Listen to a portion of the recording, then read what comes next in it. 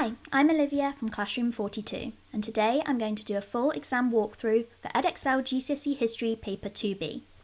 We'll be doing an exam overview, a walkthrough of each question type, grade 9 example answers, and exam questions for you to try at the end.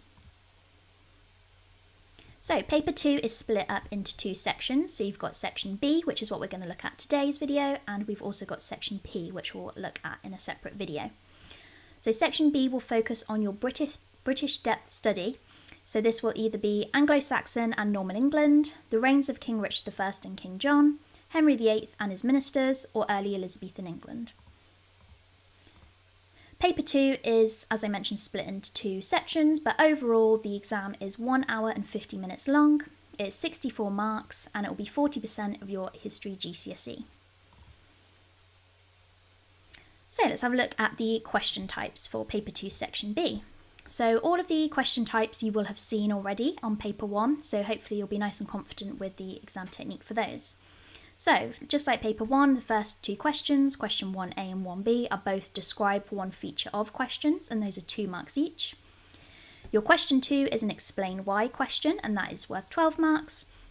And then finally you get to choose either question 3 or question 4, and both of these will be a how far do you agree question, which is 16 marks. So it's quite a short section, but obviously you've got two quite large essay questions in there as well, so it will still take you quite a bit of time. So for your questions 1a and 1b, these will both be a describe one feature of question, which are worth 2 marks each. So exactly the same as on your paper 1. To achieve full marks for this question, all you need to do is identify one valid feature of the topic or theme that the question is asking you about, and that will get you your first mark. And then all you need to do is give supporting evidence for that valid feature. So you don't need to list more than one feature, that won't get you any extra marks. You just need to identify one feature and then give some supporting evidence for that feature. So some sort of historical knowledge or facts to give a little bit more information about that feature.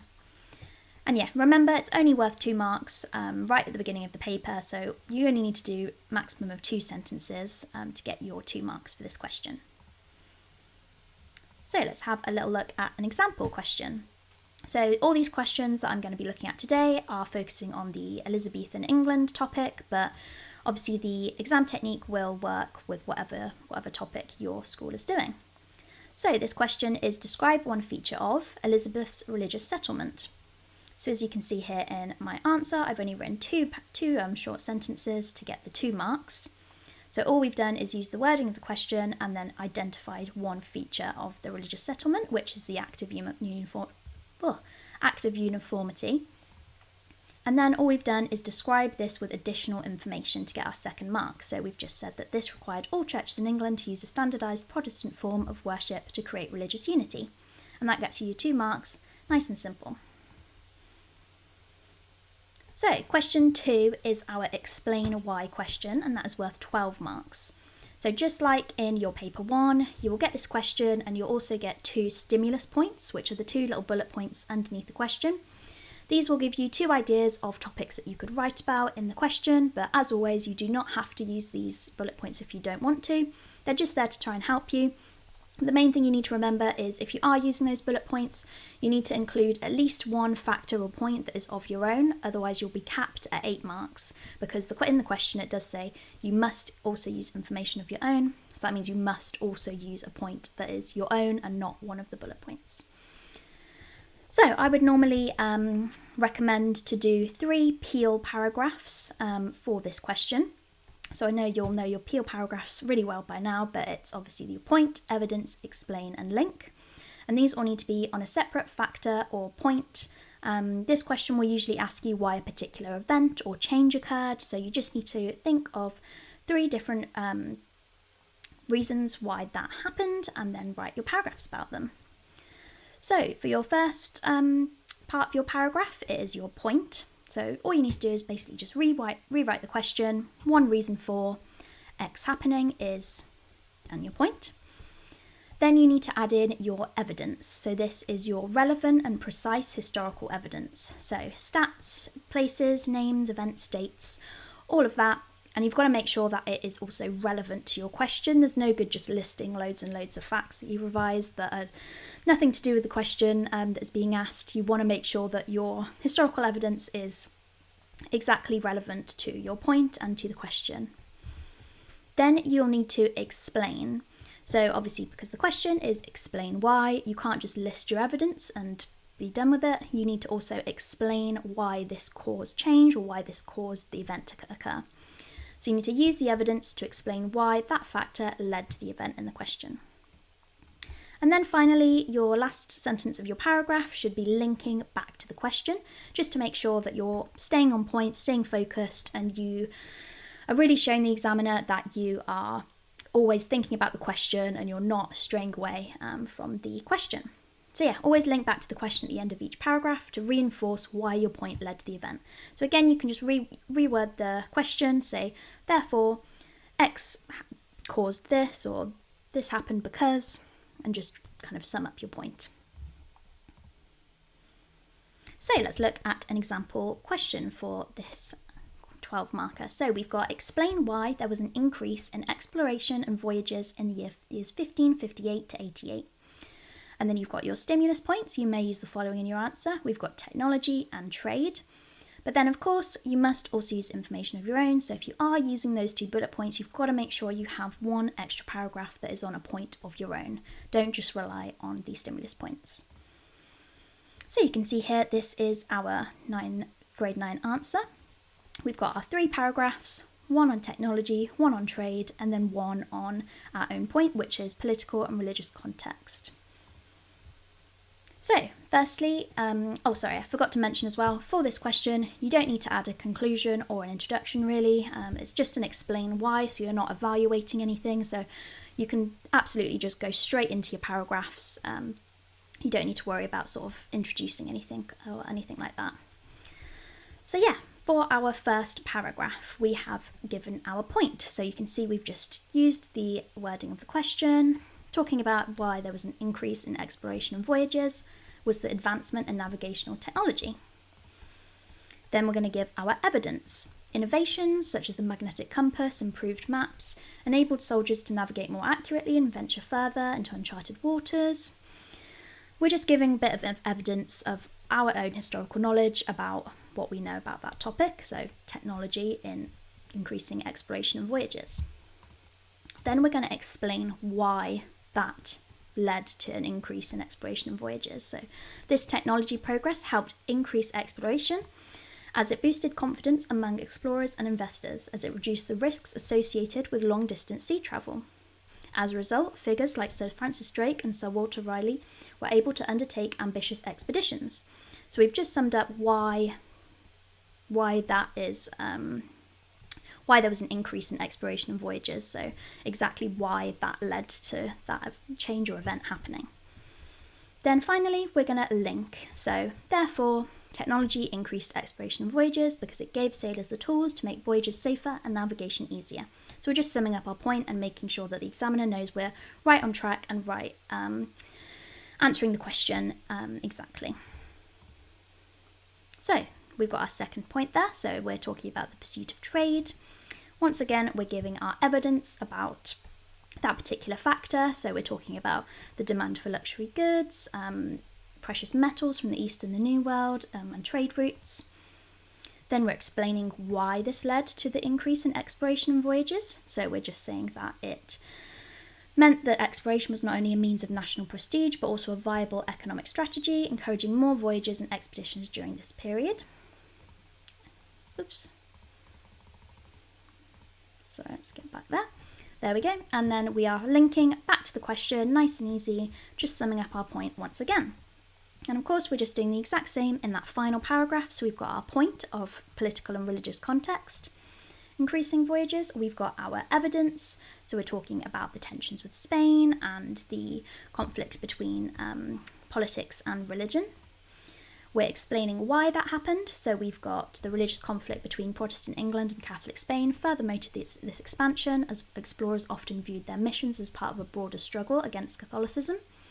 And then we're finally linking back to the question, therefore there was an increase in exploration and voyages because England aimed to increase its influence across the globe. So we've just got our 3 paragraphs, sticking to those Peel paragraph structures and getting all of our points in and making sure that we keep explaining and definitely answering that question about the increase in exploration and voyages. And there we go, that's our 12 marker.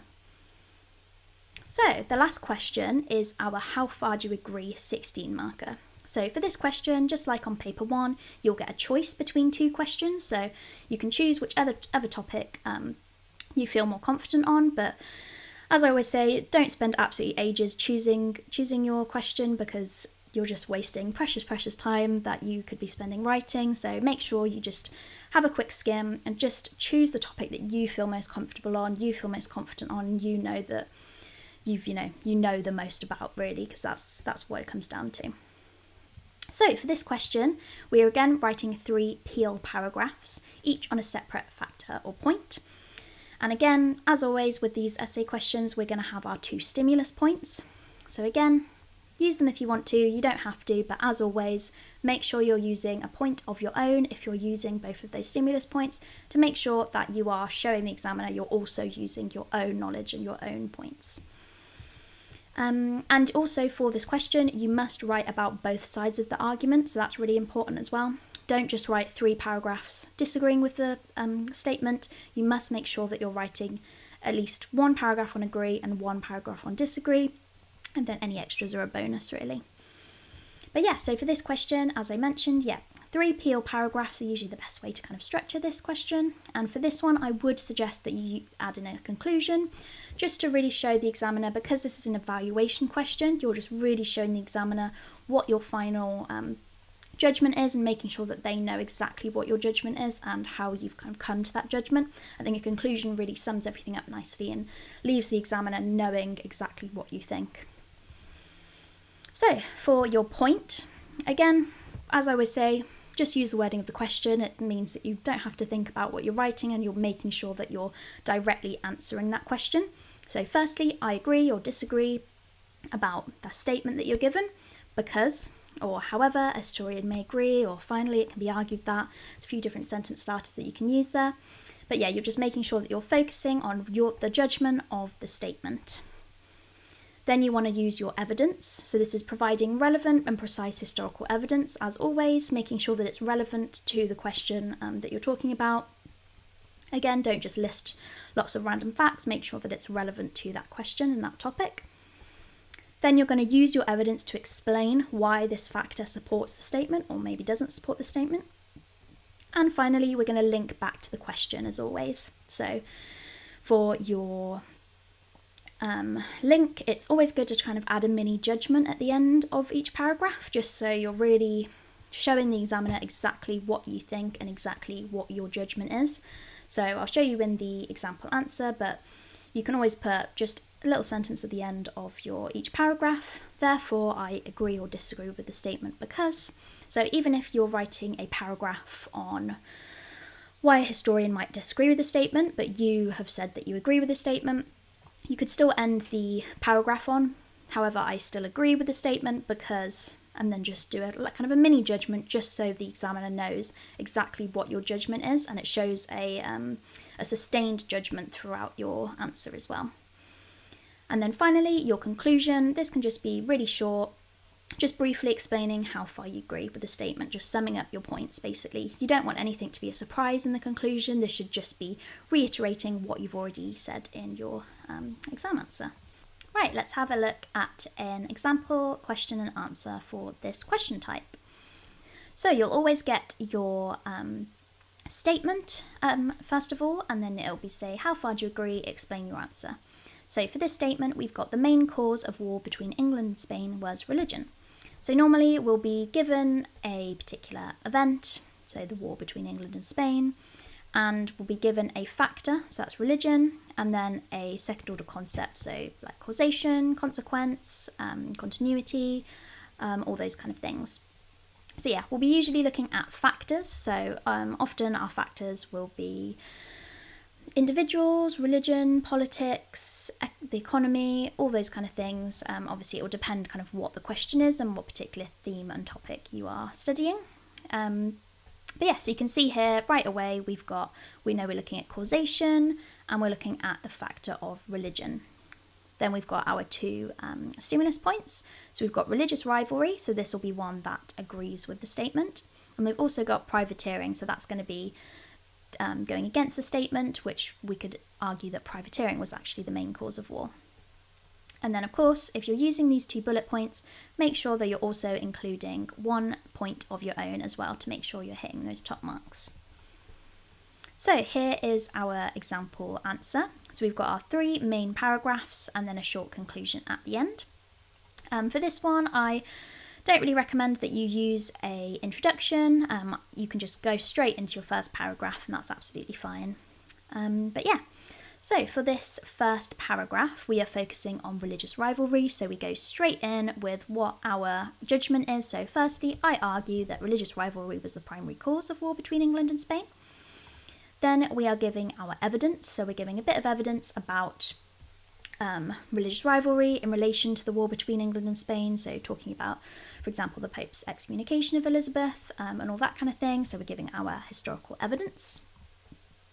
Then we are explaining why this factor, so religious rivalry, was the main cause of war between England and Spain, so we're talking about how that was the case.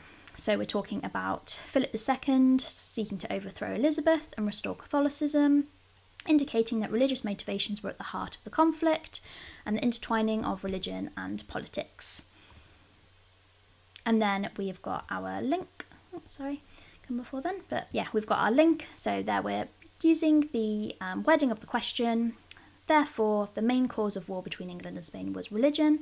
So we're using that statement because... And then we're just summing up our paragraph. So we're saying, because it shaped the attitudes, decisions and policies of both nations, leading to direct attempts to overthrow Elizabeth and re-establish Catholic control. So we're just linking straight back to the question, making sure that we're kind of not going off on a tangent in our explanation and kind of going towards different factors and things like that. We're just making sure that we're staying on the question and linking back to make sure that the examiner knows exactly what we are arguing. Okay, for our second paragraph, you can see this one is disagreeing with the statement in the question, and this is also not one of the stimulus points, so this is on political rivalry. So if you're going in with a paragraph that is disagreeing with the statement or disagreeing with you, you can start it with, however, some historians may argue that political rivalry played a crucial role in escalating tensions.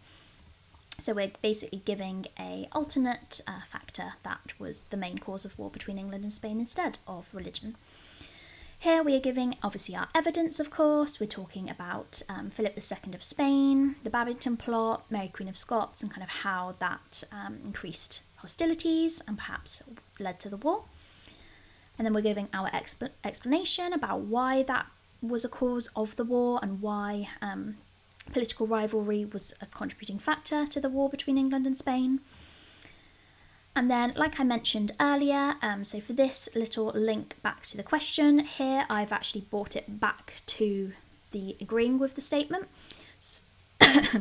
So I've said, however, I still argue that religious rivalry was the main cause of war between England and Spain because of the many political plots. Tensions were rooted in religious division, with Philip II seeking to restore Catholicism and oppose Protestant rule. So we're showing there that although other factors were important, so for example political rivalry was still an important factor and did potentially cause, was part of the cause of the war between England and Spain, we can still say that however the main cause was religion, as everything was kind of rooted within religion, so the political rivalry was still rooted in religion, so therefore I still agree with the statement. Then in our final paragraph, we're just doing the same once again. So we've got our point. So we're giving another disagree point, but this time on the factor of privateering. So in contrast, some historians may argue that the main cause of war between England and Spain was privateering. We're giving, of course, our evidence. So we're talking about Sir Francis Drake, the Spanish territories and ships, and silver and gold, and all of the historical knowledge that we've got. And then, of course, we are explaining why that may have been a cause of war between England and Spain. So we're talking about how it contributed to the animosity between the two nations.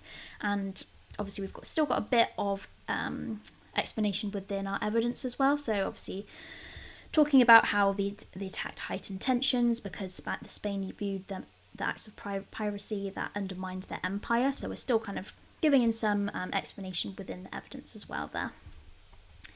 And then finally, we are also doing one of those links where we then revert back to what we think. So we've got, however, I still argue that religious rivalry was the main cause of war between England and Spain because Philip's desire to punish England for turning Protestant and his ambition to re-establish Catholicism were the driving forces behind launching the Spanish Armada, not just revenge for piracy. So again, we're sort of linking back, like, although this was an important factor, I still think that the main cause of war was religion because, you know, religion was slightly more important, or it was the driving factor for it, or perhaps you could, if your points worked, you could say, you know, this point wouldn't have happened without this point. So there's lots of kind of ways you can spin it to try and just keep reinforcing your judgment and keep making sure that the examiner knows your judgment and isn't going to be surprised at the end when they read your conclusion. And then, yeah, that brings us on to the conclusion.